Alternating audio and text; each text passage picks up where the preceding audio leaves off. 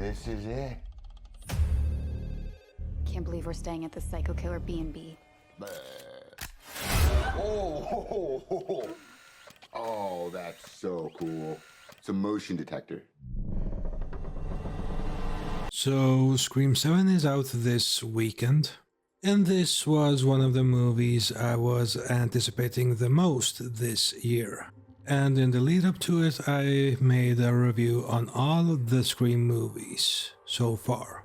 I wasn't really thrilled about the idea to go back to Sydney as the main character from the start, because I feel that everything that can be done with her has been done as a main character.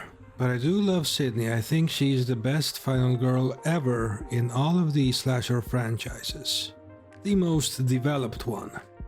I just think it got tired by Scream 4. Now with Scream 7 she's back as the main character, and she now has a daughter named Tatum. And they live in a place called Pine Grove instead of Woodsboro. When Ghostface once again returns and starts to mess with Sydney and her daughter.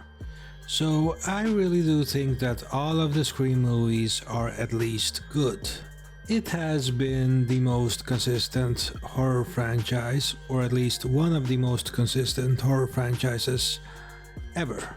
So I was at least expecting a good movie. And I have to say that this one did disappoint. It's not as awful as many movies in other horror franchises and slasher franchises, like Halloween 6 or a movie from the Friday the 13th franchise. And I was surprised by this because Scream has always been the one that holds a certain bar and standard when it comes to the movies. And while this isn't awful, it's probably the worst Scream movie so far. And I was debating about having this at either good or just passable. Because my rating is like this. When I rate something a 4 out of 10, it's passable. When I rate something at 5 out of 10 or 6 out of 10, a 5 out of 10 is basically half the movie is good, half the movie is bad, and a 6 out of 10 is that it's mostly good, with issues. That's basically how I structure my rating system. And because I felt entertained by this movie, I was debating about giving it a 6 out of 10, because there are good things about this movie. I think that Neve Campbell as Sydney, she's great in this movie, and the character works within this movie. The kills are really some of the best kills in the whole franchise. There are things they do with the kills in this movie that they have never done in any Scream movie before, and it's very creative and very gory. The opening scene is one of the best opening scenes in all of the franchise, but it does tend to rely too much on nostalgia.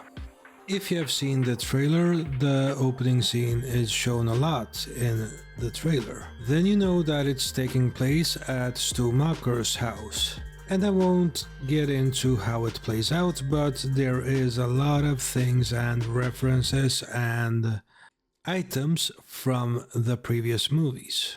It is a fun opening scene, but it's just filled fully with things for the fans and if they remember things from the past movies and so on. And I have to say that that is a lot of this movie. It's a lot of fan service. And you have Sydney back as the main character and the focus is on her and her daughter. And I don't mind fan service here and there when it's not the main focus of the movie. But here it's the main focus and they are not really trying to hide it either. The movie feels rushed. And even though Kevin Williamson is back involved directing this movie, writing it too, he feels very inexperienced as the director. because he usually isn't a director. He only has directed one movie before, and that was not a Scream movie. But he created this world with his first script to the first movie from '96. So he should know a thing or two about Scream. But the thing that I suspect happened here is that because of the production issues behind the scenes, he was rushed and quickly hired to save this movie. Because everyone knows who he is, at least the fans know who he is. And they brought back Neve Campbell in the same way. It was all just to save face after what happened before, at least from Spyglass's side. Because as a movie there isn't much here. There is fun to be had, there are fun scenes in isolation, but in those scenes a lot of stupid things happen. When it comes to the writing is not very good. Like for example, I will describe a scene that happens, but not to who and where. But there is a scene where police are sweeping a house, and when they are done, they get out and don't look at the attic. And that's exactly where Ghostface is. He jumps down after they leave the house and attacks the characters in the house. Yeah, that's some of the most stupid cops I have seen in the movie. Especially when you put it in context and to who it's happening to. I have seen all the Scream movies over and over many times, and none of them are bad, but this one is probably the worst one I have seen. I walked out of the theater thinking it was quite fun, but then when I started to think about it more and more, I thought it was more and more stupid and more badly written. The side characters here are quite thinly written, they are just there to get killed. And in a Scream movie, yeah, it's a slasher movie. You expect people to get killed in a slasher movie. But in Scream, they are usually well written. Even the side characters, even, for example, Kenny the cameraman in the original movie he had a purpose in the movie. These side characters don't have a purpose, so you don't actually feel anything when they get killed. And yes, you can say that the focus is on Sydney and Tatum. But Tatum just doesn't feel like a real character. She's just connected to Sydney and she's her daughter and that's it. And they barely have any real moments together where they are developing. Not character arcs at least, but they have like Tatum, she just makes some actions. She just reacts to things. She isn't really developing during the movie.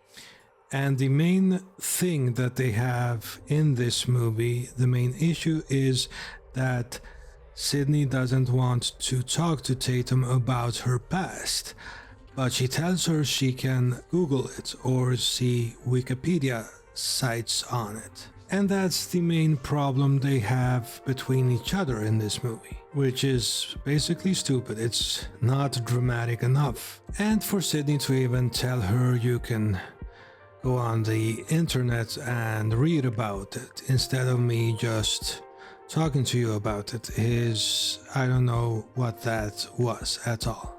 It's stupid. And I have not even mentioned the worst part about this movie. And that is the reveal. You would expect a reveal in a Scream movie to have some sort of logic to it and a connection to Sydney and make internal logical sense for that character. Even though they are a killer, it should make sense from their perspective and for the story. Most importantly for the story, because that's how you as an audience member understand a character that is evil or bad or illogical. There should be some explanations to how they are thinking. Even though you as an audience member wouldn't do those things in that situation, it should make sense for the character to do those things in the situation. It's character traits and the situational circumstances that determine that. But here it's just far-fetched. It's just a way to have Sydney as the main character. It's written in that way. It's obvious that it was written in the way so that you can bring Sydney back as the main character. And it doesn't really function as its own thing. And the reveal is one of the most important things in a Scream movie. So if you fumble that, it's not good. And yes, if you apply real-world logic, none of the motives are that logical, but these are fictional characters. And the movie is supposed to tell a narrative, a fictional narrative at that. It doesn't need to make full logical sense when you apply real-world logics into it. It just has to make sense in its own story, in its own internal logic. And this didn't even do that. And I do actually think that Scream 7 ruins a run that the Scream franchise has had for a very long time with not making a bad movie. This movie is just mostly bad, and I thought about giving it a 6 out of 10, but after thinking about it for the past couple of days, I have to just go lower. I'm giving Scream 7 a 4 out of 10. It has fun moments, it has some things that have not been done in a Scream movie before, but those are just moments. Fun scenes by themselves, but not really working narratively. And this movie actually shows that it's maybe time to slow down with these movies. Even though I'm a big fan of these movies and I want more. And as I'm recording this movie, Scream 7, has made 97 million globally in its first weekend. So there will be more movies. Scream 8 will likely come out by this time next year. I just hope it holds a better standard of storytelling for the franchise's sake. If you like this video, please like, share and subscribe. Also, don't forget to smash the bell icon so that you don't miss any of my future videos. This has been Phantom Frame. Thank you so much for watching.